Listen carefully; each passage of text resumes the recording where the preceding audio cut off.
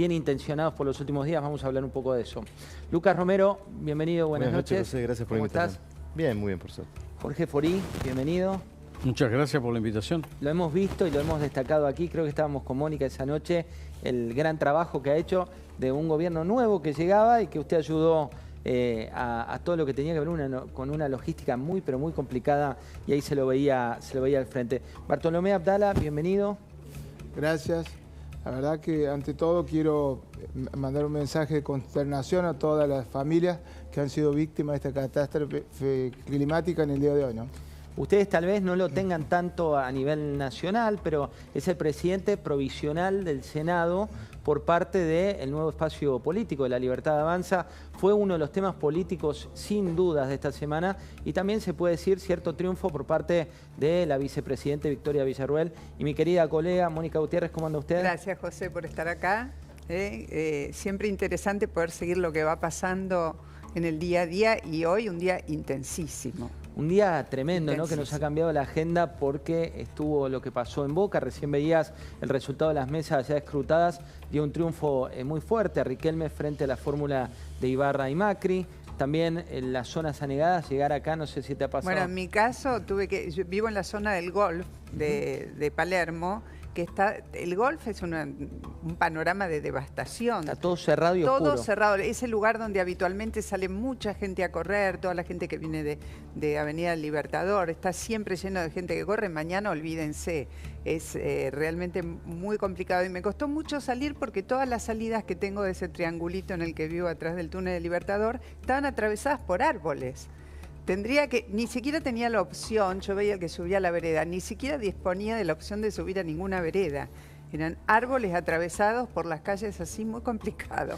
Bueno, pero bueno, la realidad es que esta zona no tuvo víctimas personales como ha habido en otros lados, y me parece que el foco tiene que estar puesto ahí. Eso es importante. Vamos a buscar a Luis Caputo cuando habló del tema de blanqueo, cuando habló también del tema de ganancias, y voy a abrir justamente con Abdala y también con Santangelo respecto de este tema. Abdala, en el Senado y también en diputados se viene un tema muy importante, que es el de la reversión del impuesto a las ganancias. ¿Cuál es su opinión? Bueno, la verdad que estamos esperando que el Ejecutivo envíe los proyectos para ser tratados en sesiones extraordinarias. Estos, según la temática, van a entrar por diputados o por senadores. Obviamente que nosotros estamos a favor del equilibrio fiscal. Nosotros entendemos que es fundamental que para Argentina crezca encontrar ese equilibrio fiscal. A partir de allí es donde vos podés empezar a soñar y a planificar hacia dónde vas a crecer. Te lo digo como hombre de San Luis, que San Luis ha tenido 40 años de equilibrio fiscal. Eso le posibilitó tener un porcentaje para gastos corrientes, lo que es luz, sueldo, etcétera, y por otro lado el excedente usarlo en obras de capital. Entonces eso nos permitió jactarnos, puntarnos muchas veces, decir que éramos otro país. Con todo respeto, Mónica, creo que alguna vez estuviste visitando nuestra provincia y trabajando. Independientemente de eso, creo que el equilibrio fiscal es algo que sumamente necesario. Seguramente habrá medidas que pueden gustar más, pueden gustar menos, serán analizadas, debatidas en el Congreso, que es lo importante, ¿no? Y a partir de allí trataremos en el Senado de persuadir a los demás congresales para poder transformar estos proyectos en ley, que creo, yo entiendo que le van a venir muy bien a toda la Argentina. Vamos a ver lo que dijo hace minutos Luis Caputo, y le voy a preguntar a Santangelo por esto. Veamos qué fue lo que dijo. La prioridad es ir a déficit cero, ¿sí? Y Argentina tiene poca credibilidad como, digamos, los funcionarios públicos, después de tantos años de pisotear contratos, de pisotear estadísticas, todo. El funcionario público tiene poca credibilidad. Entonces, nosotros necesitábamos ganar esa credibilidad que hoy no hay. Entonces, ¿qué tenemos que hacer? Mostrar que el ajuste, que digamos, el llegar a déficit cero es creíble, ¿sí? Y eso es lo que hemos hecho. El presidente, el encargo que me hizo fue: no se negocia el déficit, vamos a déficit cero y hay que tener en cuenta a los más necesitados.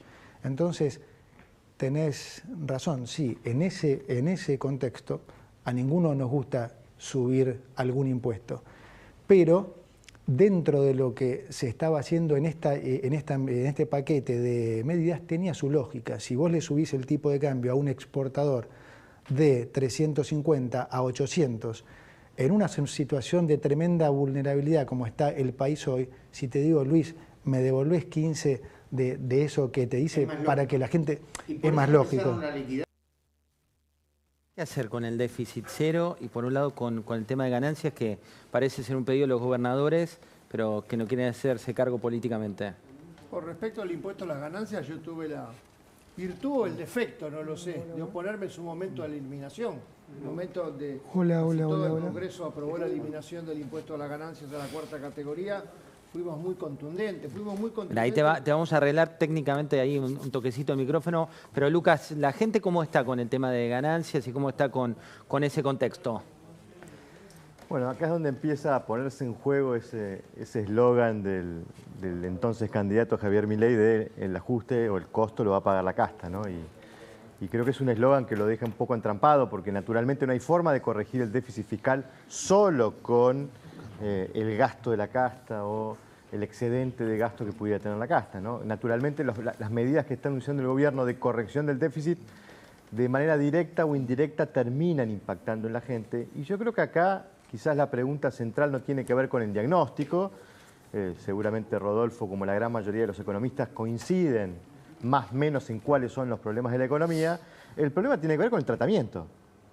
Porque la pregunta acá es si la sociedad argentina, si el público, la opinión pública, está en condiciones de soportar el tratamiento que requiere este tipo de diagnósticos, ¿no? Esa es la gran pregunta de fondo, que es un poco pensar, bueno, si el programa económico puede tener éxito, si la gente puede soportar todos los padecimientos que va a implicar corregir todos los desequilibrios que se han acumulado en la Argentina, ¿no? Bueno, ahí Rodolfo nos estabas contando, decías, fuiste de los primeros en decir que cuando esto era muy popular, que estabas en desacuerdo. Claro, durante la campaña se armó mucha presión para bajar impuestos, bajar retenciones, bajar el impuesto a las ganancias.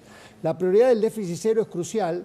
De repente se está un poco sobreactuando. La verdad que en el año calendario 2024, empezando el 1 de enero, incluyendo intereses, va a ser difícil. No importa, se busca ese objetivo. Se suben las retenciones porque el tipo de cambio, que a 6.50 no estaba tan mal, no era de los precios relativos más atrasados, pero se lo sobreajusta, se lo lleva a 8.80, se aprovechan a subir las retenciones. Bueno, es un intento fuerte, es un intento donde la licuación del gasto público va a jugar un rol central. Se devalúa para que suban los precios, para que se licúe el gasto. Escuchaba recién, el problema de estas medidas es que los costos vienen primero y eventualmente los beneficios vienen después. Entonces acá hay un periodo de transición, que no sabemos son 6 meses, 3, 12, donde va a ser clave que se entienda estas medidas como medidas transitorias de emergencia, preparatorios de un programa más definitivo que esperemos venga en algún momento del 2024. Es como el terreno, decís, vos Mónica, ¿cómo estás viendo este contexto y cómo ves esta primera semana? Porque digo, viste que parece la Argentina una eternidad, fueron 5 días hábiles. 5 días hábiles, digo, es como un jet lag que a uno se le produce, porque yo me paré varias veces en la semana y dije, ¿cuándo asumió? Digo, parece, el domingo pasado, ¿te das cuenta? Sí. Bueno, en realidad como comunicadora me veo obligada a pensar en la comunicación en este escenario y yo creo que para sostener este nivel de esfuerzo, que para una inmensa mayoría que es la clase media laburante, trabajadora, incluso la que tiene un empleo registrado y en blanco, el esfuerzo es enorme y se mide por sobre todas las cosas en función de lo que hay que poner a la hora del supermercado, de lo básico. Arranquemos con los alimentos que tuvieron, como ustedes saben, una estampida. Me parece que ahí Milei y su gente, pero yo creo que la clave está en Milei, tiene que elaborar, tiene que sostener una narrativa que a la gente la convenza de que este esfuerzo que está viendo tiene que ver con una luz al final del camino. Y el que tiene que señalar la luz, yo creo que tiene que ser Milei y hacerlo a diario. Y creo que los que llevan adelante el tema de la economía, no digo los especialistas, pero sí desde el gobierno, tiene que haber alguno que comunique en el día a día la medida que se toma, qué significa, pero en términos de divulgación, porque Milei ha hablado siempre muy técnicamente de la economía, con un lenguaje muy técnico, por momentos hasta críptico, y después logró llevar con su capacidad de comunicación, con eslogans, este fervor a votarlo.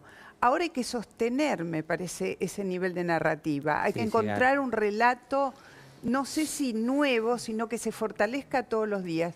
Y me parece bien, hoy yo lo escuché a la entrevista del ministro con Majul, entró bastante bien a explicar algunas cosas, pero creo que aún hay que llevarlo un poquito más a un nivel de divulgación esa explicación. La gente tiene que saber que si el kilo de carne le sale 10 lucas, hoy el lomo está a 10 lucas, el asado a 7.000, y que privarse de carne 3 meses no se muere nadie, pero tiene que saber que en algún momento vuelve a comer carne a un precio que pueda comprar con su laburo, con su trabajo. Tenemos una mesa de lujo, ustedes lo ven, en minutos vamos a sumarlo también a Hernán Lombardi, a Alfredo Sainz, pero aquí lo llamamos canciller porque lo hemos charlado varias veces, por más que siempre canciller Forí. La semana pasada, mientras estábamos al aire, lo veíamos a usted allí con todos los detalles milimétricos y demás. ¿Cuál es su balance, por un lado, de lo que ocurrió en términos democráticos y por otro lado, de ese rol que tuvo? A ver, primero que nada, déjame sumarme a Abdala en tener hoy presente en esta noche la tragedia que hemos vivido y los 13 fallecidos y la necesidad de superar, como muchas cosas que vamos a tener que superar en un plazo muy corto. Lo que aconteció el domingo pasado me parece algo muy relevante desde el punto de vista que 4 años de democracia que siguen a otros 4 años ahora de un nuevo gobierno.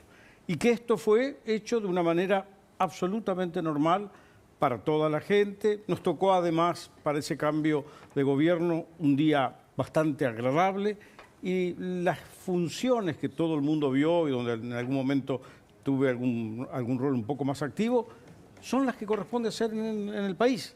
Digamos, traspasar el mando de un presidente a otro, pasar la banda, el Congreso, el Te Deum, el saludo de las delegaciones extranjeras, forma parte de la normalidad en democracia y bien hecho. Ahora lo llevo a su análisis internacional. Hace un rato, hablando con Andrés Malamud, charlábamos respecto del plebiscito, en realidad la consulta que se había hecho en Chile por la reforma de la Constitución. La anterior había tenido más un sesgo de izquierda, esto un sesgo más de derecha, pero lo que primó fue el cansancio de la gente.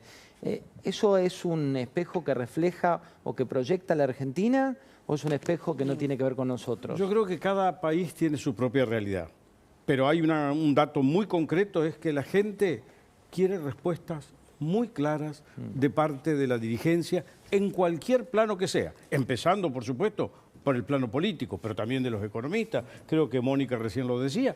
La gente quiere respuestas simples y que digan qué es lo que va a tener por delante para saber cómo adecuarse.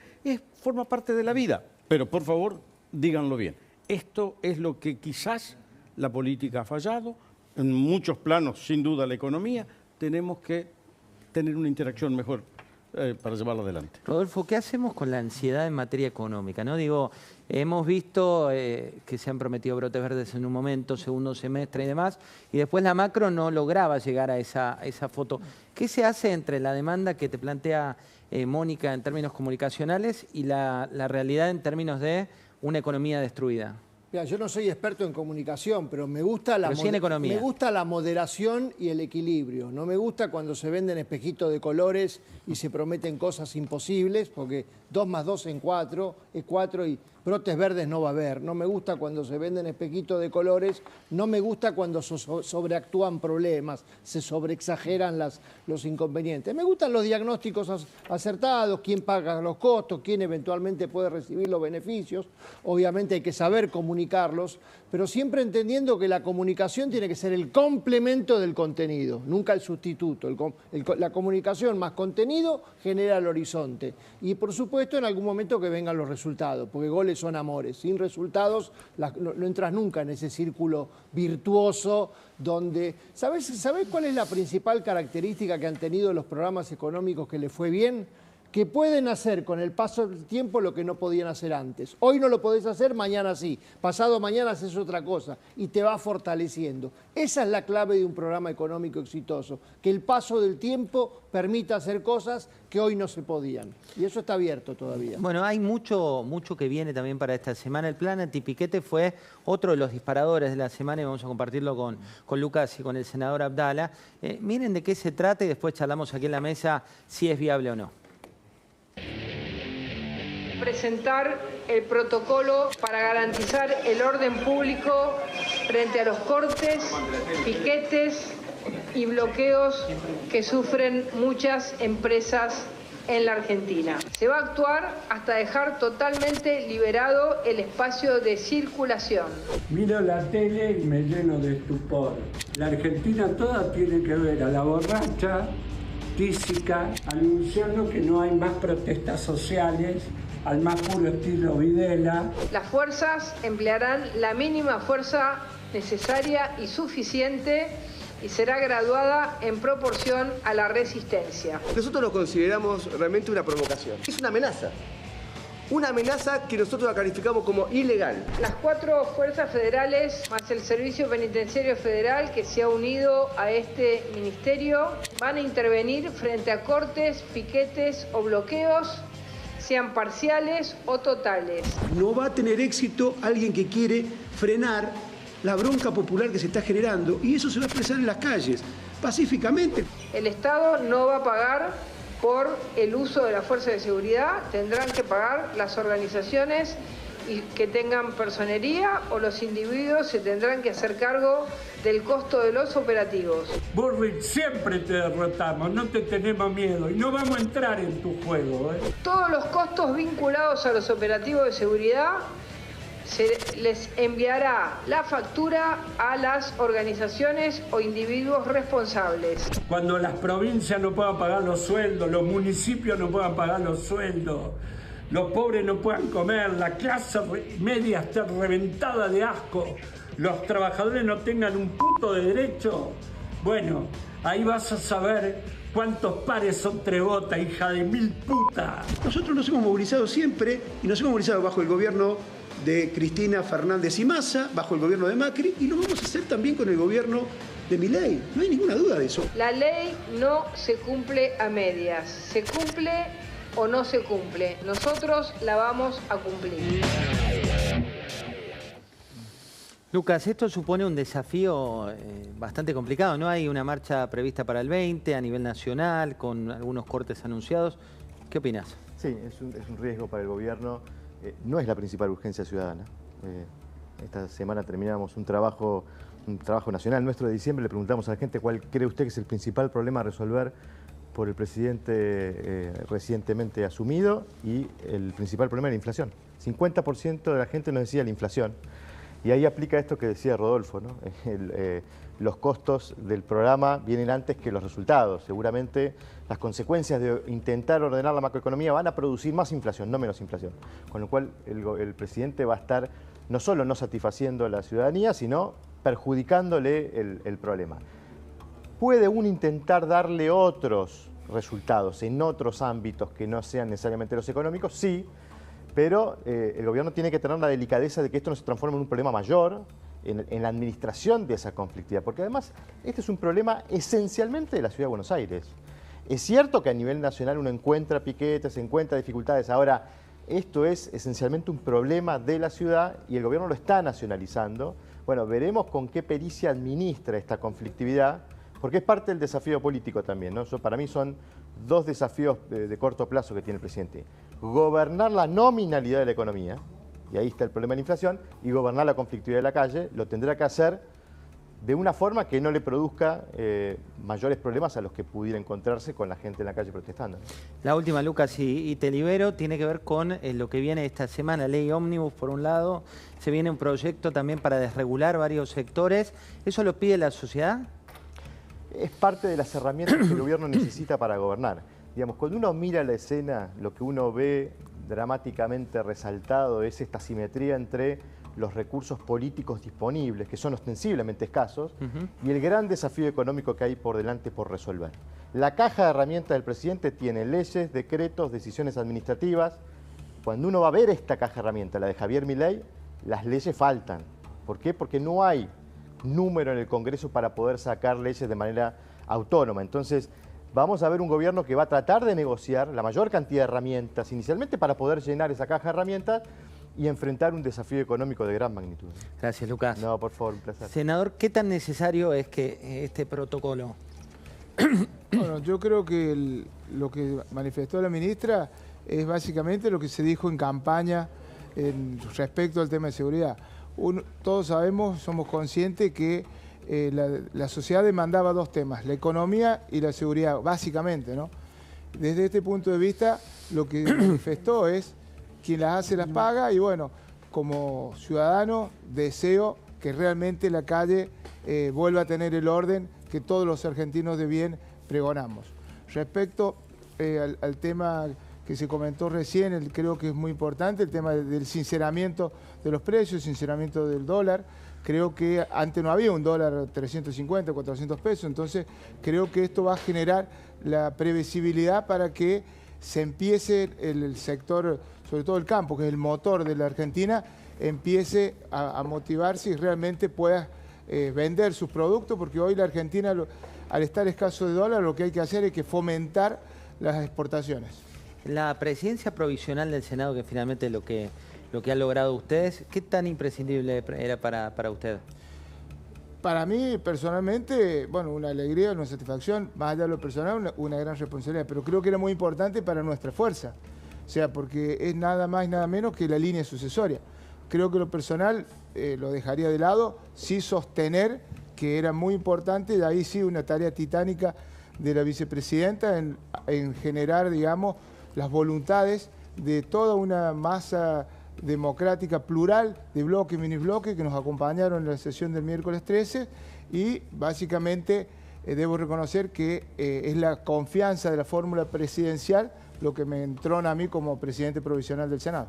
Hernán Lombardi, bienvenido, ¿cómo estás? ¿Qué tal? ¿Cómo estás? Bueno, estamos hablando de una semana que es de hiperacción, ¿no? Entre las medidas, lo que pasa con el protocolo antipiquete, lo que viene para esta semana que comienza. ¿Cuál es tu análisis? Mira, lo primero es, en tu pregunta está la respuesta. Pasó una semana. Entonces yo creo que nosotros, el deber que tenemos todos es decir, ¿cómo damos tiempo de verdad? Porque si no, claro, es un país que viene de la enorme frustración de 4 años de gobierno. Entonces en 6 días vos le estás pidiendo cosas que no pueden hacerse en muchísimo tiempo. Entonces, me parece que la responsabilidad de dirigencia es decir, ¿cómo hacemos, señores? Por un lado, desde el punto de vista del PRO, apoyo y apoyo responsable. Pero además, decir, señores, vamos a ver, para que las medidas tengan efecto, acá todo el mundo sabe que las medidas económicas tienen un tiempo, una inercia para tener efecto. Señores, demos una cantidad de meses responsables para que esto suceda. Vos fijate que estamos viviendo, y vamos a seguir viviendo durante mucho tiempo, la sobreemisión de pesos del último tiempo de la campaña electoral de Massa. Eso lo vamos a vivir muchísimo tiempo más. Entonces, ¿cómo puede ser? Digo, no es que estoy reprochando, estoy tratando de poner una reflexión. Señores, pero no a la opinión, sino tratar de poner sentido común. Señores, acá hubo una sobreemisión de pesos que vamos a pagar 6 meses más, 8 meses más. Bueno, las medidas que están tomando van a tener un tiempo para desarrollarse. Me parece que esto es esencial. Por supuesto, ¿esto contra qué se contrapone? Con una cosa que dijo Mónica con mucha claridad. Va a haber un enorme nivel de esfuerzo y sufrimiento. Entonces, hay que explicar. Yo lo primero que digo es que hay que explicar siempre todo. Lo decía en el gobierno de Macri, lo digo en el gobierno de Milei. Hay que explicar. Hay que explicar, no para decir estamos mejor, y mucho menos para poner plazos. Porque cuando pones plazos es como que te pones la soga al cuello. Pero hay que explicar que cada cosa y cada esfuerzo que hace, cuál es el sentido que tiene. Eso me parece que siempre es imprescindible. No digo que no se esté haciendo, digo, es una cosa que hay que hacer. Simplemente retomo esto. Una cosa muy básica que hay que explicar hoy, esta semana, en estos días, es que la estampida de precios, insisto que me parecen los más preocupantes, lo básico, los alimentos, se producen como arrastre, inercia de una situación anterior, básicamente porque se le levanta la pata a los precios cuidados, todos estos precios que artificialmente estaban contenidos saltan. En el medio puede haber cosas distorsivas, ¿no? Algunos precios que no tenían que subir tanto y subieron más de la cuenta, una dispersión de precios que debe tener que ver con un poco de curarse en salud por lo que viene del que pone el precio, pero la gente tiene que saber cómo salta este precio. Y una cosa para la que yo no tengo respuesta, probablemente los economistas la tengan, es si va a haber otra estampida igual el mes que viene. Bueno, ese es un punto para vos, Rodolfo, sobre todo, que es una pregunta, hace un rato hablaba con el doctor Pablo también y le hacía la misma. La gente lo que te dice es, fui a comprar al supermercado y me aumentaron este día, me aumentaron el día siguiente, me aumentaron el día posterior, digo. Y eso ya, por ahora estás en la luna de miel de una semana, solo una semana, y empieza a generar cierta preocupación. ¿Cómo se frena esa inercia? No, vamos a tener 2, 3 meses seguros de tasa de inflación altísima. O sea, vos pensás que la devaluación de Massa a 3.50 nos generó 4 meses al 10-11% mensual. Después, y agravado por la llevada al 6.50. Ahora lo tenemos en 800, 880. Vamos a tener 4 meses, 3 meses al 20 y pico % mensual. Acá el tema, lo de diciembre, enero y capaz que febrero, te digo, es inexorable y no intentemos cambiarlo. Hoy salió un programita de precios cuidados de la carne, ese tipo de cosas a mí no me gusta porque confunden a la gente. Ese hay que aclararlo, sale de los frigoríficos, no del gobierno. Esas cosas raras, la verdad que no sirven para nada, son show mediático al cohete. Vamos a tener 3 meses, diciembre, enero, febrero, que es aguantársela, porque es destapar la olla de lo que venía, más las consecuencias de una estrategia que fue haber elegido llevar el tipo de cambio a un nivel exageradamente alto. Porque la verdad que 8.80 es un tipo de cambio exageradamente alto. O sea, es la combinación de las dos cosas. Es la combinación de las dos cosas, donde incluso tenemos un problema, porque el precio relativo más atrasado que teníamos en la economía argentina, que tenemos en la economía argentina, que es la luz, la electricidad y el transporte, ese todavía no se movió, ese todavía falta. Acá el tema es cómo se generan condiciones para que a partir de marzo, febrero, la tasa de inflación tiene que volver a un nivel razonablemente bajo, no de estabilidad, porque esto no es un plan de estabilización, pero sí a un dígito mensual. Y eso es lo que vamos a ver en estos 3 meses, donde en el interín, lamentablemente, no hay otra que aguantársela, pero hay que generar el horizonte. ¿Qué podría ocurrir para que eso no ocurriera? A ver, ¿cuál sería un plan pronóstico para no llegar a marzo así? Las medidas que complementen este inicio de emergencia. Estas son medidas de emergencia para capear el temporal. Ya nos pasó en 1985, allá por febrero asumió Juan Zurruil y estuvimos 3, 4 meses con un conjunto de medidas que subían la tasa de inflación, en aquel momento mucho más altas que hoy. Nos enteramos el 15 de junio de 1985 que habían sido las medidas preparatorias del Plan Austral. Ocurrió lo mismo en enero, febrero y marzo de 1991, un conjunto de medidas que estaban subiendo la inflación y que a todos nos tenían nerviosos. Nos enteramos el 1 de abril de 1991 que habían sido las medidas previas al lanzamiento del plan de convertibilidad. Hoy no sabemos, esperemos que el 1 de marzo, el 1 de abril, el 1 de mayo, sí, si esto que estamos haciendo es preparatorio de un programa más definitivo o simplemente algo improvisado. Eso hoy no lo sabemos. Pero te agregaría, perdón, una sola cosa. Estoy de acuerdo, Rodolfo, muy de acuerdo con lo que decís. Ahora, no dejemos de ver que, y decirlo, porque hay que decirlo una y mil veces, que en 6 días parece que el aumento en los supermercados tuviera que ver con el presidente Milei. Esto hay que decirlo 1000 veces. Eso es con la importante. enorme irresponsabilidad del gobierno kirchnerista. Porque yo lo que trato de verlo desde el punto de vista también de la política y de las discusiones ideológicas. Acá hay un populismo en retirada, pero un populismo en retirada que quiere incendiar las calles. Vos lo escuchaste recién a Delía. Escuchaste que declaran el señor Delía es inimputable y no tiene ningún respaldo de nada. Yo creo que acá... Pero tenemos que decirlo, porque si no pareciera que el tema del supermercado tiene que ver con que asumió hace 6 días. Bueno, pero creo que fui contundente. No estoy hablando de vos, estoy hablando en general de cómo yo construir creo que la responsabilidad del gobierno es convencernos a todos de lo que está haciendo ahora, en estos 6 días, más lo que venga ahora, y donde, repito, todavía falta el aumento de la luz y del gas y del transporte, los precios relativos más atrasados por excelencia, que sean preparatorios de un programa que termine trayendo la estabilidad. Y hoy todo eso no lo sabemos. Mónica. Por eso insisto en la comunicación. Porque me parece, por ejemplo, lo que hizo hoy Milei de ir a Bahía Blanca y juntarse con Kicillof y estar juntos y presentarse es una muy buena señal. Aunque sea un segundo, una foto, aunque no hubiera aportado nada él personalmente al cuidado de la gente, es la señal de estoy registrando lo que le pasa a la gente. Me parece que en términos de lo económico también tiene que haber esas señales. Estamos haciendo esto porque hay que hacerlo, porque es inexorable, porque es el único camino posible, pero mientras tanto voy mirando a la gente. Por eso hablo de comunicación, ni siquiera estoy hablando de medidas. Milei dijo, la billetera va a estar abierta para los caídos.